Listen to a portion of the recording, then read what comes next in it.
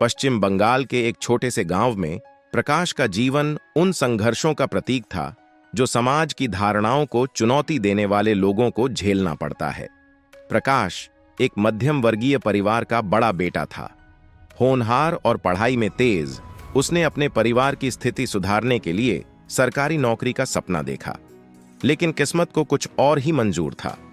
सालों तक प्रतियोगी परीक्षाओं में असफल होने के बाद प्रकाश खुद को रिश्तेदारों की चुभती बातें और माता-पिता की मूक निराशा के बीच पाता।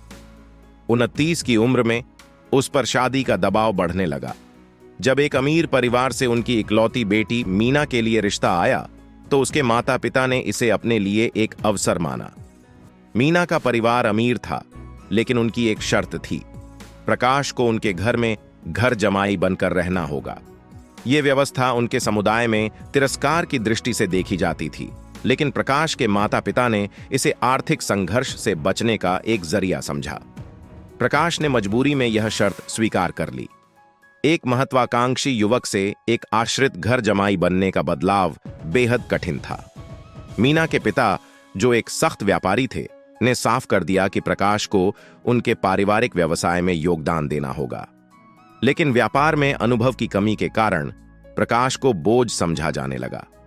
मीना, जो शुरुआत में उसका समर्थन करती थी, धीरे धीरे परेशान होने लगी। वह एक ऐसे पति की उम्मीद करती थी जो उसका सहारा बने, लेकिन उसके बजाय वह अपने माता-पिता के सामने उसकी रक्षा करती रही। समय के साथ उसका प्यार हताशा में बदल गया। प्रकाश ने अपनी गरिमा वापस पाने के लिए काम खोजने की कोशिश की, लेकिन एक छोटे शहर में, जहां उसे घर जमाई के रूप में जाना जाता था, अवसर दुर्लभ थे। दूसरों की ताने और आलोचना ने उसकी आत्मसम्मान को पूरी तरह कुचल दिया। उसने पारिवारिक आयोजनों में जाना बंद कर दिया और समाज के कटाक्षों से बचने लगा। उसका दिन छोटे मोटे घरेलू कामों और बच्चों को ट्यूशन देने में बीतने लगा। हालांकि उसकी कमाई बहुत कम थी और उसके ससुराल वाले उसे अक्षम समझने लगे। एक समय जो गर्व और महत्वाकांक्षा से भरा हुआ प्रकाश था, वह अब शर्म और अपमान का भार ढो रहा था। एक दिन प्रकाश को कोलकाता में एक स्टार्टअप कार्यशाला के बारे में पता चला। अपना कुछ शुरू करने का विचार उसके अंदर नई ऊर्जा लेकर आया।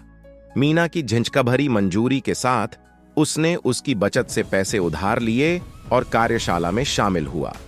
कार्यशाला की शिक्षा ने उसे प्रेरित किया। वर्षों बाद उसे किसी उद्देश्य का एहसास हुआ। उसने एक छोटा ऑनलाइन कोचिंग व्यवसाय शुरू करने का निर्णय लिया, जहां वह छात्रों को उन्हीं प्रतियोगी परीक्षाओं की तैयारी करवाता था जिनमें वह असफल हुआ था। लेकिन जब चीजें बेहतर होने लगीं, तो अचानक एक त्रासदी आ गई। मीना के पिता, जो परिवार के स्तंभ थे, अचानक गुजर गए। उनके जाने से परिवार संकट में पड़ गया। मीना पर व्यापार संभालने की जिम्मेदारी आ गई। इस कठिन समय में प्रकाश का ना तो भावनात्मक और ना ही आर्थिक समर्थन देना मीना को और अधिक परेशान करने लगा। व्यवसाय घाटे में जाने लगा और तनाव बढ़ गया। मीना, जो पहले समझने की कोशिश कर रही थी, अब निराश हो गई। एक दिन उसने कहा, मैंने एक ऐसे आदमी से शादी की जिसमें ना हिम्मत है, ना कोई सपना। तुमने मेरे जीवन को बोझ बना दिया है। उस रात प्रकाश अपमानित होकर मीना का घर छोड़कर चला गया।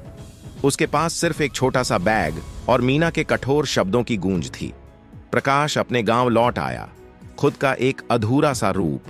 कोई ठिकाना ना होने के कारण उसने एक पुराने लॉज में शरण ली और अपनी ऑनलाइन कोचिंग से मुश्किल से गुजारा करने लगा। फिर भी उसने हार नहीं मानी। महीनों से सालों तक उसका व्यवसाय धीरे धीरे बढ़ा। उसकी कोचिंग ने राज्य भर के छात्रों को आकर्षित किया।